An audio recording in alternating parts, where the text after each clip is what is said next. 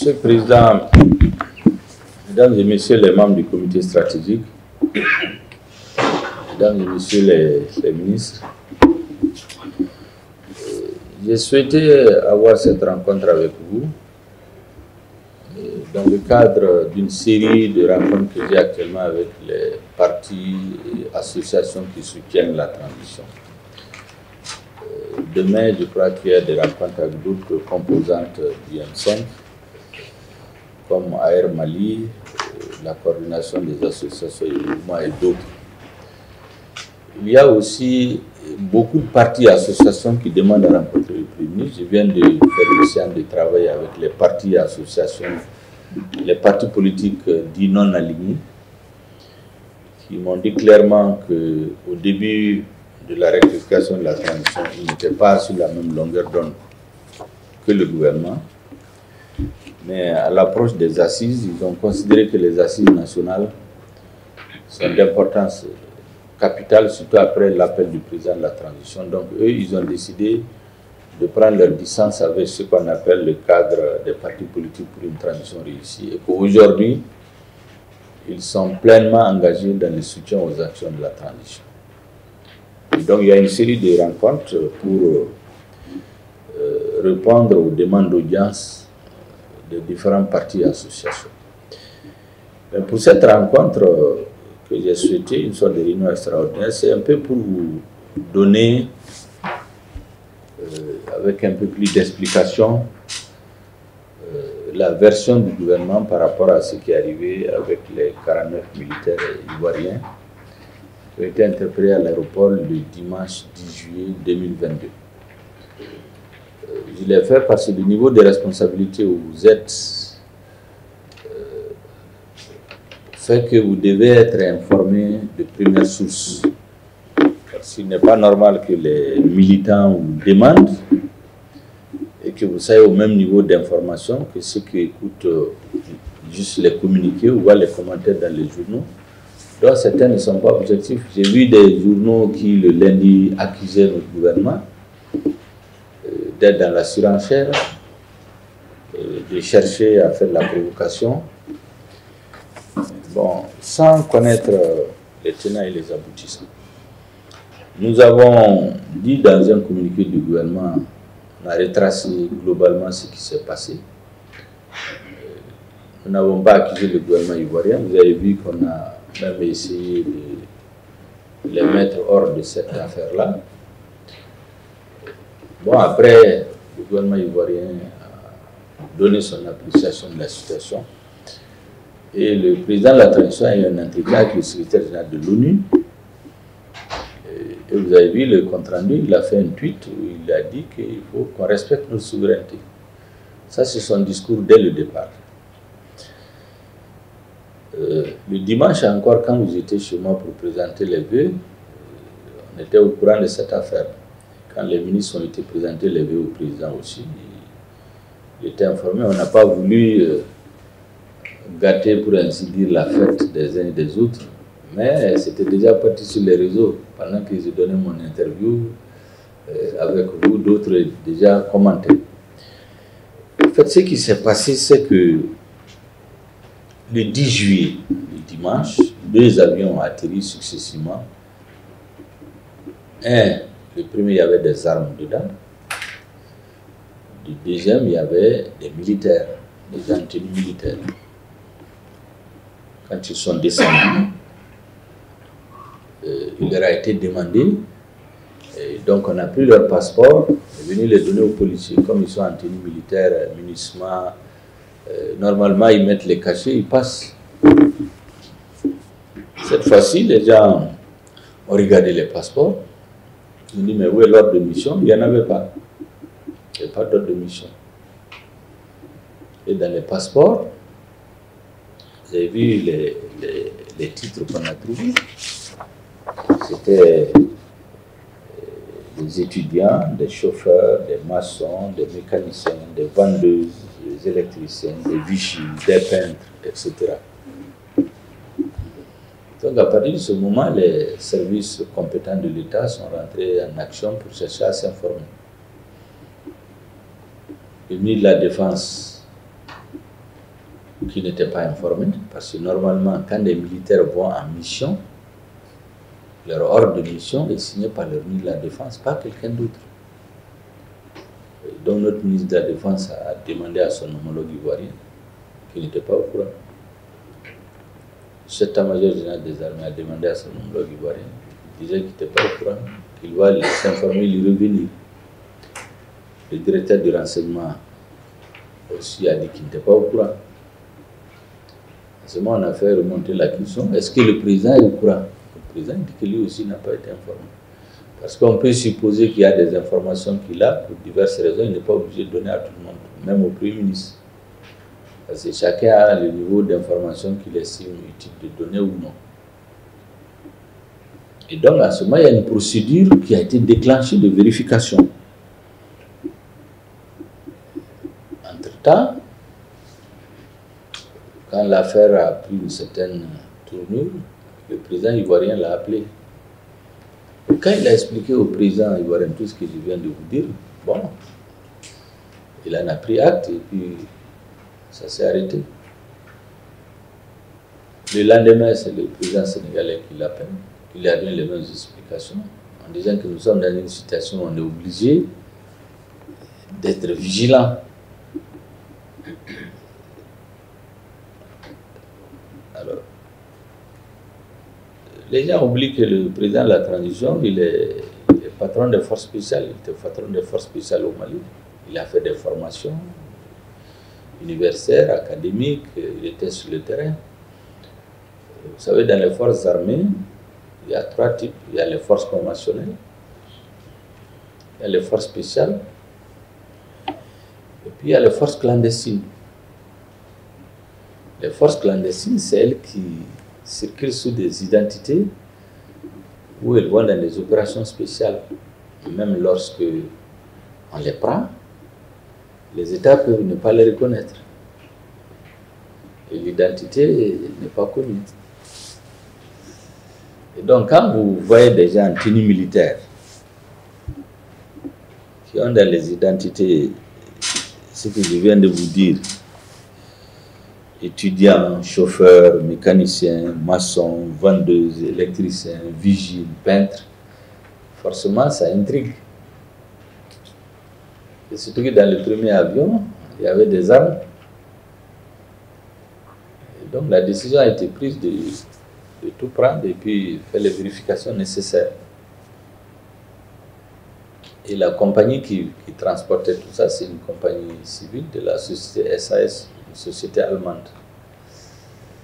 Alors, les explications qui ont été données plus tard, c'est que les forces spéciales assurent la sécurité des Allemands qui sont ici. Bon, vous savez un peu cette affaire de sécuriser d'autres. Récemment, vous avez vu le débat qu'il y a eu à l'ONU, où on a voulu faire passer une résolution où Barkhane devait venir sécuriser l'amunissement en cas de danger. On s'y est opposé parce qu'on a dit aujourd'hui on a les moyens de sécuriser l'amunissement si nécessaire. On ne peut pas sortir par la porte et venir entrer par la fenêtre.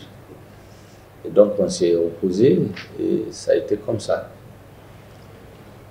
Vous avez les Danois qui devaient venir ici dans le cadre d'un accord entre le gouvernement du Mali et les pays partenaires depuis 2019, lequel accord dit aussi qu'ils peuvent venir.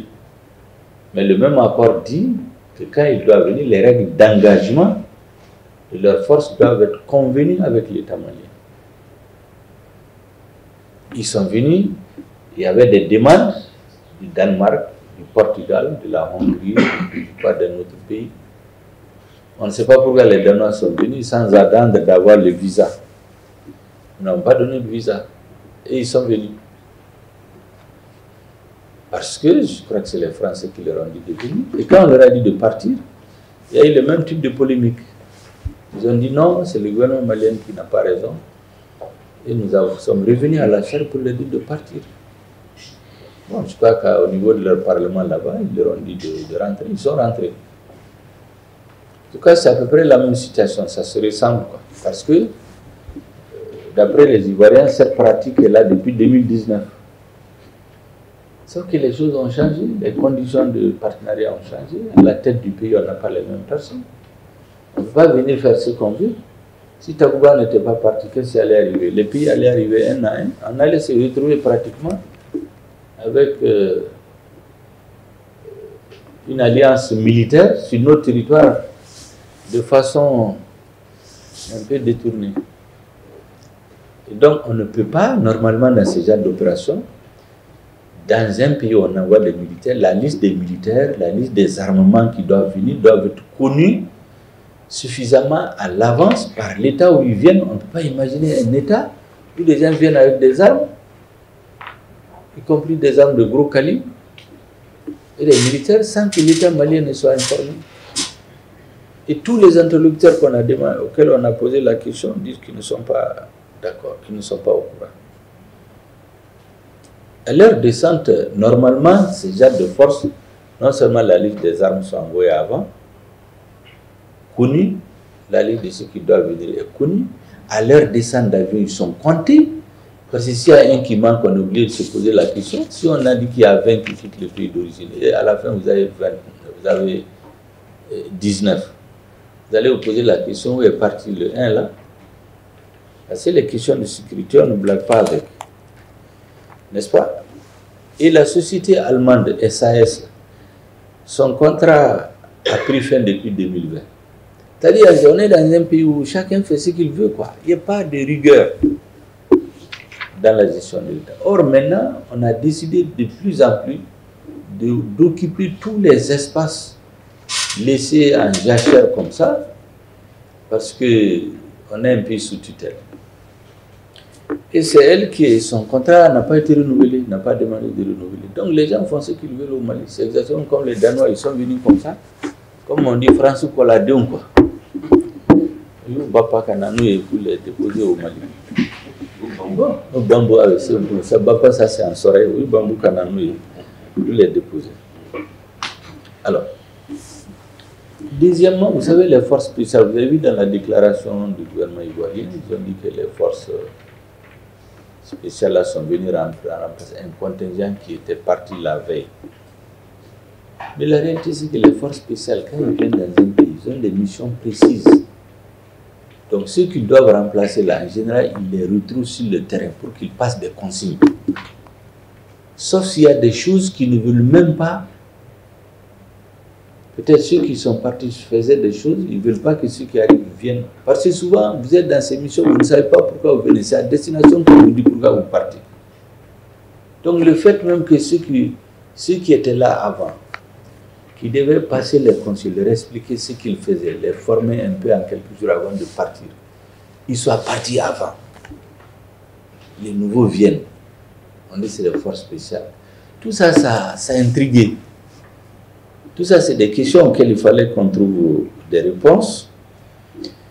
Et nous nous sommes dit qu'il n'y a rien à faire. Nous n'avons rien contre les Ivoiriens. Au contraire, au lendemain de l'embargo, quel intérêt nous avons à créer des problèmes? C'est ce que j'ai dit à mon homologue ivoirien, à mon homologue, l'ami des Affaires étrangères avec lequel on a eu 45 minutes de discussion le dimanche soir.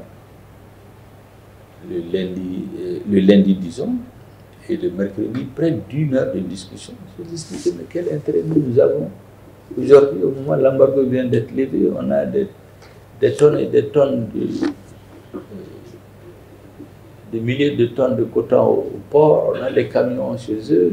Quel intérêt, on a des engrais qui rentrent par la Côte d'Ivoire. Quel intérêt nous avons à créer un incident avec la Côte d'Ivoire? Pas plus qu'avec n'importe quel autre pays. Parce que nous ne sommes pas dans les luttes d'influence en dehors de notre pays. On cherche à sécuriser notre pays et à se faire respecter. Bon, malheureusement, je pense que ça a été pris, en tout cas tel que ça a été fait, il y a un problème. Soit quelque chose qu'on cache, soit ça n'a pas été fait avec professionnalisme, ou bien Saraka de Oubla. Je ne sais pas lequel c'est, parce que de toutes les façons, on ne peut pas comprendre, quoi. Parce qu'il n'y a pas de cohérence.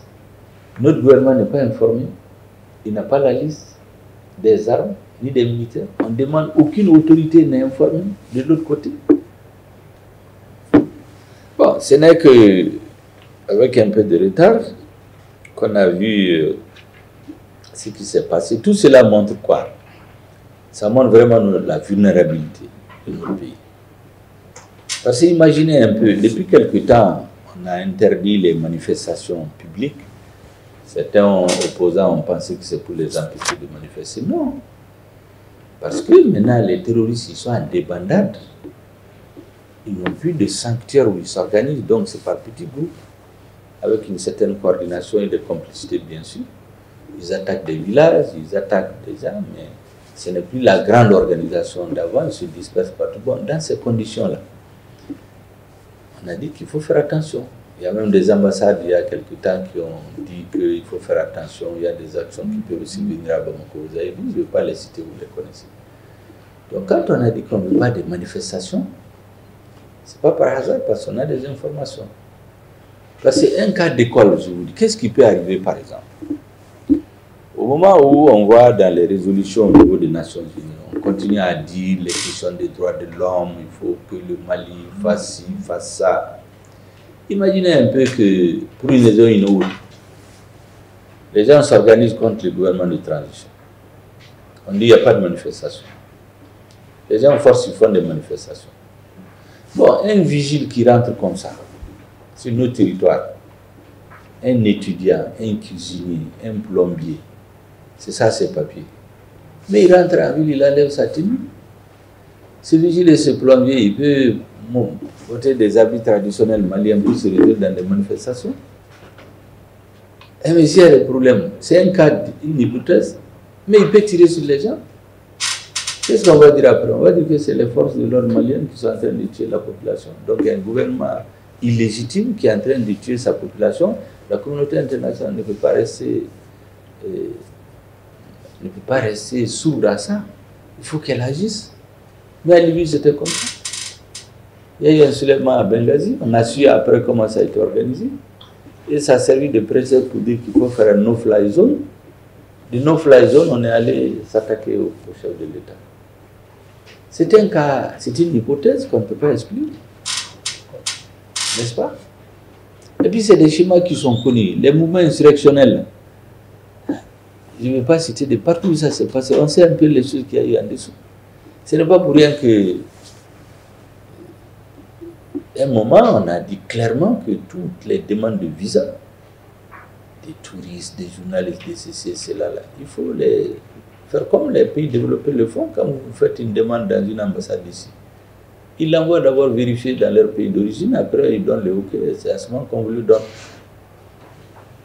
Moi-même, j'ai eu ici des journalistes qui se sont retrouvés à l'aéroport en disant qu'ils sont venus à mon invitation. L'invitation du Premier ministre.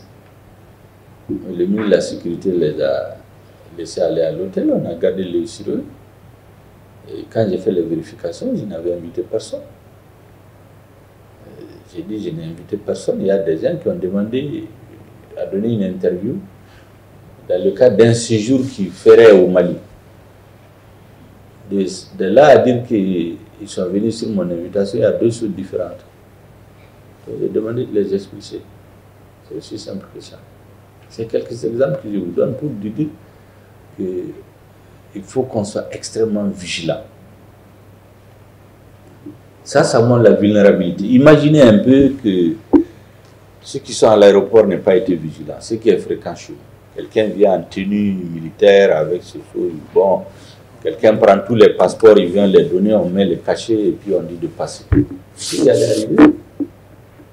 C'est pourquoi quand les gens disent ça se fait comme ça depuis longtemps, j'ai dit à mon interlocuteur, c'est pas parce que il y a des mauvaises choses qu'on fait il y a des années que maintenant on continue à le faire. Quand on dit d'arrêter, ça soulève un tollé. Et nous avons tout fait dans notre communiqué pour ne pas accuser qui que ce soit. On a juste retracé les faits. Vous vous rappelez,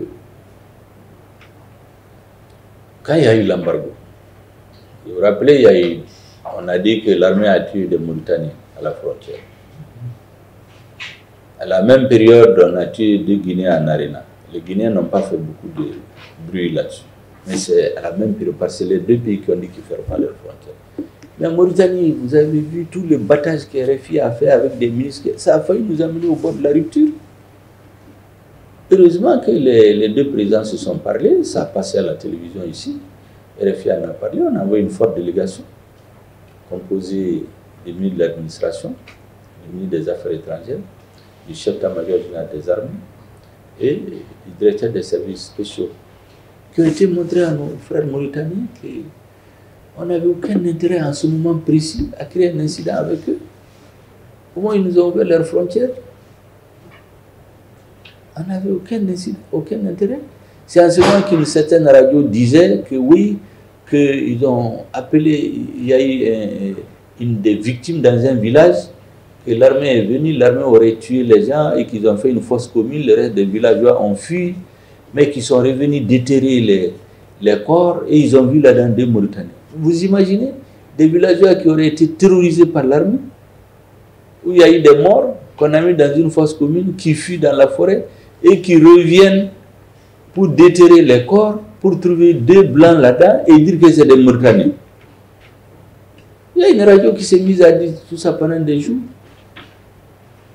Heureusement, quand nos officiels sont allés, ils ont démontré, avec images à l'appui, que là où nos opérations militaires se passaient, on détruisait les sanctuaires de terrorisme. C'était très loin de là où il y a eu les deux morts. Bon, du côté de la Guinée, il n'y a eu aucune instrumentalisation. C'est à la même période. Pour vous dire les vulnérabilités auxquelles nous faisons face, et c'est pour cela que nous avons fait un communiqué assez documenté. Pratiquement, depuis le dimanche, nos équipes ont travaillé toute la journée. Malgré qu'il y avait les sambé, on ne disait rien à personne. Certains, quand ils ont vu sur les réseaux, ils ont paniqué le soir, ils sont venus me demander. Donc, je leur ai dit que je n'ai pas beaucoup d'informations. Parce qu'on a mis des équipes pour collecter tout ce qu'il y a comme information.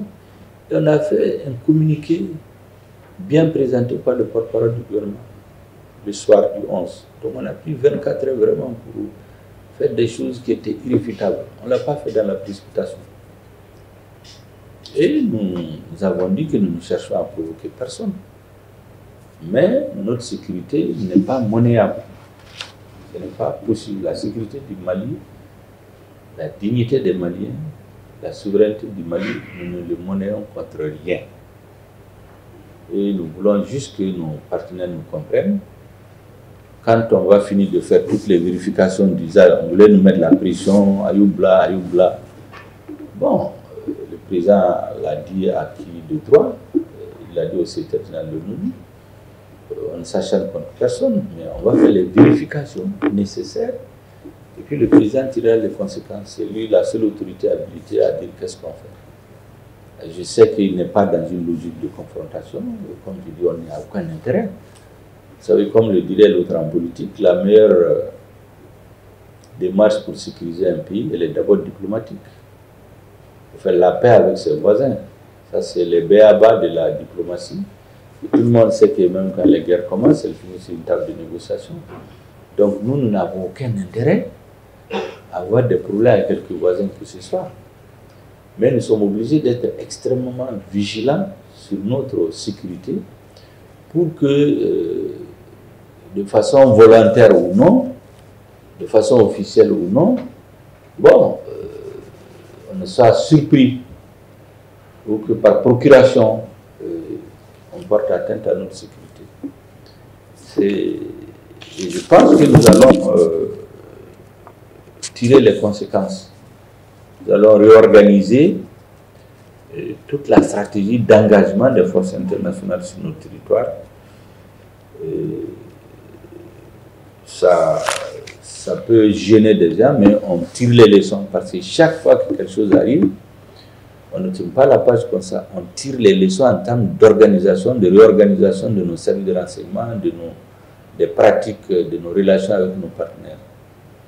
Voilà ce que je voulais vous expliquer. Je ne voulais pas que vous appreniez ces choses-là dans la rue, soit juste au niveau des réseaux sociaux, mais voici comment les choses se passent. tout ce qu'on a dit, c'est des faits avérés. La deuxième chose, nous n'avons aucun intérêt aujourd'hui à créer des situations de conflit avec nos voisins. La troisième chose, comme le président l'a dit au secrétaire général de l'ONU, il faut qu'on respecte notre souveraineté, notre dignité, notre sécurité. Et on ne peut pas, sous le couvert d'aider le Mali à se sécuriser, créer des situations d'insécurité supplémentaires. Pour le reste, nos services compétents, aussi bien de renseignement que militaires que judiciaires, sont en train de travailler. Le moment venu, le président tirera les conséquences les plus idoines qui iront dans l'intérêt supérieur de notre pays. Voilà pourquoi je souhaitais vous rencontrer et vous donner les informations de première main. Nous travaillons à apaiser la situation, c'est pourquoi vous aurez remarqué qu'on ne parle pas. Et puis après le communiqué du 11, on n'a rien dit. C'est les autres qui parlent, ils communiquent. Le représentant de l'administration qui parle, après il les rétropédale. Bon, les audios qui sont mis sur les réseaux, après on les retire. Donc tout ça, ça montre qu'il y a problème quelque part, à tout le monde. Et nous devons être vigilants parce qu'on ne peut pas jouer avec la sécurité des gens. C'est pourquoi je disais, je finis par ça. L'autre jour, je disais, certainement c'était à votre réunion, à d'autres. Il dit la transition se trouve dans la situation d'un avion qui prend son envol. Il y a les zones de turbulence avant d'arriver à la vitesse de croisière. On savait qu'avant, il y en a qui s'opposaient aux réformes, qui s'opposaient à la lutte contre la corruption, qui s'opposaient à la lutte contre l'impunité, qui s'opposaient à la mise en œuvre d'un organe indépendant, qui s'opposaient à tout ce qu'on faisait, en disant qu'il faut faire les élections, les élections. Donc on a tourné cette page depuis la levée de l'embargo. On se trouve comme un avion qui est arrivé à la vitesse de croisière. Bon, c'est calme, on desserre les ceintures, les gens mangent, ils courent. Bon, c'est en ce moment qu'il peut y avoir des trous d'air brusques et des vents violents et qui peuvent nous perturber. C'est pourquoi il faut que tout le monde redouble de vigilance. Comme le dirait l'autre, c'est au chimie, il dit les terrains les plus difficiles à arpenter, c'est les terrains plats. Parce que c'est là où tu penses qu'il n'y a rien et quelque chose peut surgir. Quand c'est accidenté, tu es vigilant, tu montes des montagnes, tu descends, mais quand c'est plat, tu penses que tout est bien et c'est là-bas que il peut surgir des choses que tu... Sinon, personne ne pensait qu'après l'embargo, tout le monde pensait qu'on allait être sur un fleuve tranquille. Et brusquement, on se retrouve avec une situation assez rocambolesque qui a pratiquement qui a perturbé tout le monde. Mais je dois dire qu'aujourd'hui, Dieu merci, depuis qu'on a reporté, d'ailleurs bien avant, depuis qu'on a reporté la levée de l'embargo du 4 juin au 3 juillet, nous, notre analyse nous a conduit au fait que certainement quelque chose devait arriver avant le 3 juillet. Bon, ça devait être soit une déstabilisation des institutions, mais une crise politique. Heureusement que vous avez été extrêmement vigilant et sage avec l'incident arrivé à la suite du vote de la loi électorale. On n'est pas tombé dans le piège. Le président a pris une décision relativement sage par rapport au moment précis. Les M5 a encaissé. C'est comme je dis toujours, nous on a une responsabilité particulière dans la réussite de la transition. Il y a beaucoup qui la soutiennent, mais on a une responsabilité particulière. Et l'étape suivante maintenant, je finis par ça, c'est que nous devons consolider ces acquis, aller vers les autres. Parce que comme je dis, les forces du changement doivent créer un mouvement d'ensemble. Je ne connais pas la forme, mais qui va rendre le processus de changement irréversible. Irréversible. Les autres ont commencé, vous avez vu, dès que la loi électorale a été votée, ils ont applaudi des deux mains. Maintenant, ils sont à l'intérieur du pays. Vous voyez à la télé maintenant, tous les partis qui s'étaient opposés à la transition et qui ont applaudi le vote de la loi électorale, depuis 2 ans, ils sont tous à l'intérieur du pays. Pour eux, bon, la bataille est gagnée. Et donc, il faut se réorganiser, se mobiliser. Moi, je suis à la télé, je vois beaucoup de partis maintenant qui tournent à l'intérieur. Ce n'est pas par hasard. Voilà ce que je voulais vous dire. Et avant de vous passer la parole, peut-être 2 ou 3 questions. Donc, on lève la séance. Sinon, je voulais juste vous informer de cette situation. Merci bien, M. le Président. En général, c'est toujours de défendre leurs citoyens, même quand ils n'ont pas raison. Je pense que c'est des déclarations de principe, quoi. Comme c'est une société allemande, on l'a pratiquement renvoyé. Et les Ivoiriens là étaient censés sécuriser les Allemands qui sont là. Bon, à partir du moment où les Ivoiriens ont parlé, il fallait qu'ils disent quelque chose. Moi, je me dis que c'est des déclarations de principe. Sinon, eux-mêmes, ils savent que chez eux, ils n'auraient pas accepté. Je vous dis que la société là, son contrat est terminé depuis 2020. On peut même se dire pourquoi nous, on n'a pas été vigilants pour... et vous savez, il y a des choses qui se sont passées en cette période qu'on est en train de regarder même. Il y a des papiers qui ont été signés, c'est inacceptable. Les gens qui les ont signés, on va aller les chercher pour leur poser des questions. C'est comme les gens qui ont pris la forêt classée pour les partager, donner à des gens. Il y en a qui sont partis à la retraite. Mais on va les chercher. Hein. C'est-à-dire les gens qui signent des papiers et puis ils s'en vont, ils disent que c'est fini. On ne va plus faire ça. Parce que c'est ça qui fait qu'il y a l'impunité. Vous avez vu? Donc je pense que les Allemands, c'était une déclaration de principe seulement. Ça ne va pas aller trop loin. Parce qu'ils n'ont pas raison. Chez eux, ils n'auraient pas accepté. Mais il faut qu'ils défendent leur société, quoi. C'est ce que je pense. Dans tous les cas, nous, on va plier, mais on ne réfléchira jamais. Hein. Sur les questions sécuritaires, le président a été très ferme. Tous les chefs d'État qui l'ont appelé, le secrétaire général de l'ONU, il leur a dit on est contre personne, mais il y a une procédure qui est enclenchée, même le président ne peut pas l'arrêter. Il faut qu'il arrive à son terme. Une fois qu'il arrive à son terme, en ce moment, les conclusions sont renvoyées au président qui tire les conséquences. Mais pas avant. Sinon, on a eu toutes sortes de pressions pour bâcler, ou Blaoukata. On n'est pas dans ça. Donc, notre chance, c'est qu'on a la vérité de notre côté, quoi. Jusqu'à présent. Et les Ivoiriens aussi, je pense qu'ils se défendent comme ils peuvent. Mais quand je vois les communiqués, le ton est relativement mesuré. Ce n'est pas un ton agressif, quoi. Je pense que des deux côtés, il y a cette volonté de ne pas aller trop loin. Bon. Parce que si on creuse trop loin, ce n'est pas bon peut-être pour les uns et les autres. Et puis bon, chaque État essaie de se défendre. Bon, ce qui a été dit sur eux aussi. Il fallait bien qu'ils se défendent s'ils se taisaient. Donc moi je comprends bien, sans dire qu'ils ont raison. Quelqu'un a attiré mon attention que la réaction de l'Allemagne là est sur les réseaux. Nous, ce qu'on a décidé, notre ministre des Affaires étrangères est dans une mission particulière aujourd'hui avec le ministre des Finances. Ils vont rentrer. Nous allons mettre une équipe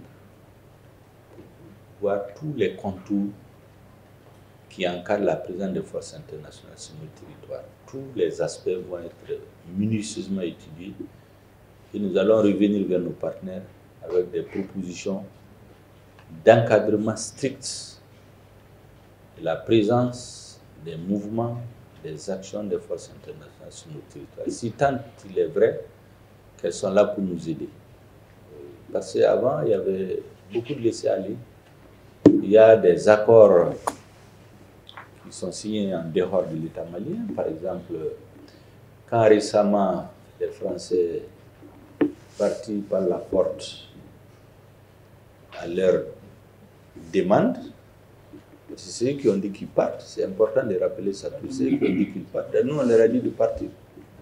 Après, ils voulaient venir rentrer par la fenêtre pour dire qu'au cas où l'aménagement est en danger, ils doivent les sécuriser. En fait, il y avait un support. Parce qu'ils avaient un accord qu'ils avaient signé avec l'aménagement en dehors du gouvernement malien, en 2013, je crois, en 2016, qui leur donnait la possibilité, sinon l'obligation, de défendre l'aménagement en cas de danger. Mais le gouvernement n'était pas au courant. Mais c'est que nous avons opposé à ça. Nous avons dit qu'en ce moment, ils avaient une base légale pour exister ici. Aujourd'hui, ils n'existent pas. C'est pourquoi je n'ai pas de revenir par la fenêtre. Donc, c'est la même chose. Toute cette société-là, comme je vous dis, son contrat était fini. C'est exactement comme ce journaliste dont je vous parle là, qui disait qu'il y a des Mauritaniens qu'on a déterrés parmi les cadavres qu'on a vus, qu'on a sortis de la fosse commune. Il y a des Mauritaniens là-dedans. Mais ce journaliste-là, il faisait semblant d'être reporter ici. Sa carte de résidence, ou comment dire, ils ont un nom là, d'accréditation, est finie depuis un an, il n'est pas là. Il est à l'extérieur, c'est de là-bas, il téléphone, On donne de l'argent à des gens qui font des faux témoignages ici. Comme je vous dis, personne ne peut imaginer qu'une population terrorisée qui a fui vient encore ouvrir une fosse commune pour voir les cadavres, pour compter et trouver des blancs là-dedans et dire que c'est des Mauritaniens. Mais quand l'information vient comme ça, tout le monde n'a pas cette capacité d'analyse. Mais c'était fait pour envenimer la situation chez les Mauritaniens contre nous et aller dans des blocages. Donc, effectivement, les Allemands ont parlé, mais je ne crois pas qu'ils aillent plus loin. Parce que je pense que les sérieux avec lesquels nous traitons ces questions doivent les amener à nous respecter. Parce qu'on n'est pas dans l'excès, on n'est pas dans l'infectif, on n'injure personne, mais on est extrêmement vigilant. Et je crois que personne ne doit se tromper sur la détermination de l'équipe actuelle à maintenir le flambeau qui a été allumé et que les Maliens tiennent tous d'une même main et qui a été hissé très haut le 14 janvier. Le flambeau de la restauration vraiment de la souveraineté, de l'indépendance, de la dignité des Maliens. Vraiment sur ça, personne ne doit se tromper. Pour le reste, on n'est pas belliqueux, on n'attaque personne, on n'injurie personne, mais c'est une point de faire dans du vélo pour défendre nos intérêts. Les intérêts du Mali, point à la ligne. Nous sommes dans une situation d'hostilité avec personne. Parce que comme je dis, la première faute politique à faire en matière de géostratégie, géopolitique, c'est de ne pas s'entendre avec ses voisins. Et nous n'avons pas intérêt dans ça. Mais que personne ne se trompe. On ne peut pas utiliser notre volonté de paix comme une faiblesse pour nous marcher sur les orteils. On ne peut pas l'accepter. C'est aussi simple que ça. Tout le reste, il faut prier. Moi, j'ai toujours dit que cette transition-là, ni blanc contre la, comment on dit. J'ai dit à Malaba Malo, Saraka Babla, Saraka Babla. Chagal, il fait Saraka et Dobla. Sinon, c'est trop terre à terre, quoi. En tout cas, merci bien d'avoir répondu à mon invitation. La séance est levée.